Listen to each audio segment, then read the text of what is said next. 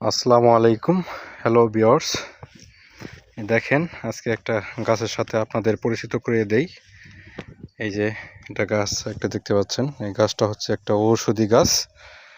এটা আপনার আগেকার ময়মুরব্বী দাদা দাদিদের দেখছি যে ব্যথার জন্য অনেক কার্যকারী। ব্যথা, হাঁটুর ব্যথা, কোমর ব্যথা, কোনো জায়গায় ব্যথা পাইলে এই পাতাটা আর কি এভাবে কচলিয়ে, পাতলা একদম, এটা একটু পুরু মোটা, এটা একটু কচলিয়ে যে উপকার আবরণে এরকম এরকম ছিলে, তারপরে আপনার এটা গরম করে ওই ব্যথা জায়গায় লাগালে ব্যথা অনেকটাই উপশম হয়, আরাম হয় ব্যথা। ঠিক আছে, তো এটা আমাদের এখানে আঞ্চলিক ভাষায় বলে আকন্দ গাছ, আকন্দ পাতার গাছ। এটা হচ্ছে আকন্দ পাতা। তো আপনাদের এলাকা